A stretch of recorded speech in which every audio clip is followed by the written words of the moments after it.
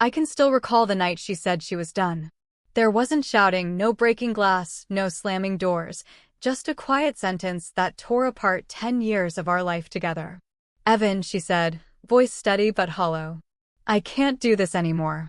What if 3 simple words could save a marriage on the edge? It was a Thursday, the kind of forgettable night that tricks you into thinking life will just keep rolling on the same track.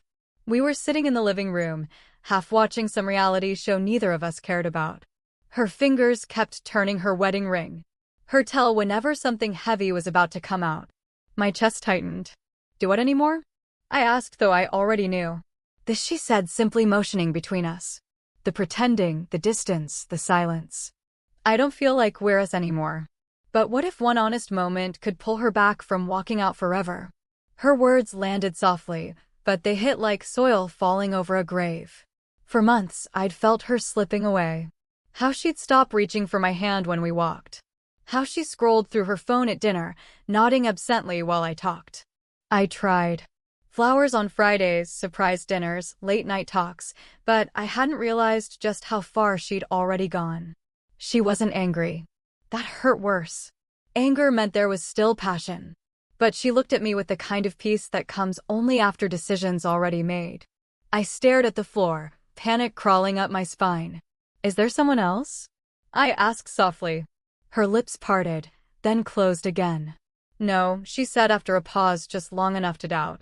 It's not about anyone else. It's about us. I don't even recognize who we are anymore. The clock ticked between us like a countdown. I wanted to fight for us to remind her of everything we'd survived. Early mornings, the broken-down car, the tiny apartment where we built our life from nothing. But the words caught in my throat. I just sat there watching my marriage unravel thread by thread. Finally, she stood. I think I should go, she said, grabbing her coat. I'll stay with Sarah tonight.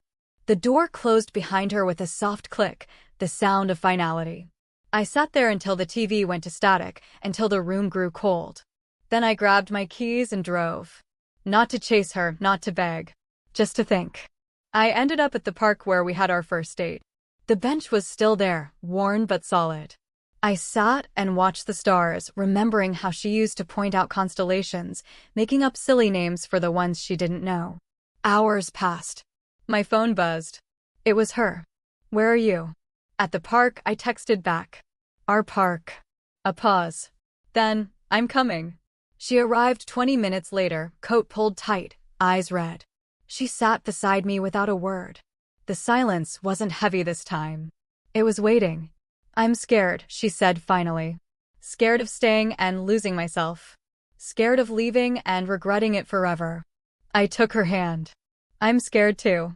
Scared of waking up one day and realizing I let the best thing in my life walk away without fighting for it. She looked at our joined hands. How do we fix this, Evan? It's not just one thing. It's everything. We start with honesty, I said.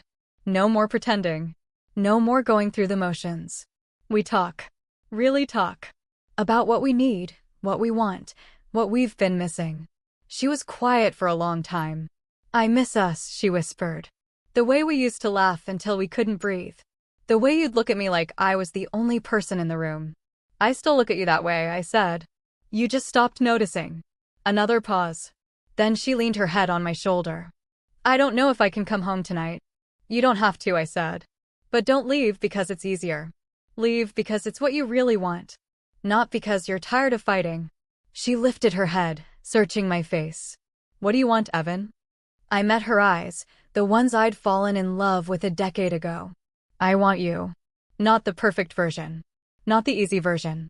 You. All of it. The good days and the hard ones. The fights and the making up. I want to remember why we started this in the first place. A tear slipped down her cheek. I'm so tired of feeling alone even when you're right there. Then let me in, I said gently. Let me see the parts you've been hiding. The anger, the hurt, the fear. All of it. She studied me for a long moment. You really mean that? Every word. She took a shaky breath. I don't know where to start. Start with coming home, I said. Not because you have to. Because you want to try. She looked at the stars, then back at me. Okay, she said softly. But this time, we do it differently. No more pretending. No more pretending, I agreed. We drove home in silence, but it was a different kind of silence. Hopeful. Uncertain, but honest. The next morning, she made coffee while I made breakfast. We talked. Really talked. About the little things that had built up into mountains. About the ways we'd stopped seeing each other. About the dreams we'd let fade. It wasn't fixed. Not even close. But it was a beginning. Weeks turned into months. We went to counseling. We learned how to fight fair. How to listen without defending. How to touch without expecting. How to see each other again. One night, months later, we were back on that same couch. She reached for my hand, her fingers sliding between mine like they belonged there. "You know what I realized," she said. "What?" "That night when I said I was done. You didn't beg me to stay. You didn't make promises you couldn't keep. You just asked me to remember us." I smiled. Sometimes remembering is the hardest part. She leaned over and kissed me, soft and slow. "Thank you for fighting for us when I couldn't." "Thank you for coming back," I said. Outside, the stars were the same ones we'd watched that night in the park.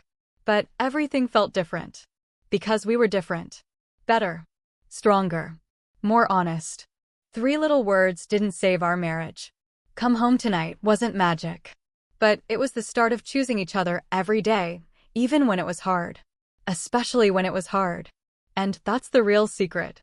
Not grand gestures or perfect moments. Just showing up. Day after day. Choosing love even when it's messy. She fell asleep with her head on my chest that night, her breathing steady and calm. I held her close, grateful for second chances, for honest words, for the woman who chose to stay. Outside, the fading sunlight poured through the blinds, painting her face in gold. For the first time in months, she really looked at me and I felt something stir again. Not the rush of new love, but the steady heartbeat of something rediscovered, something earned.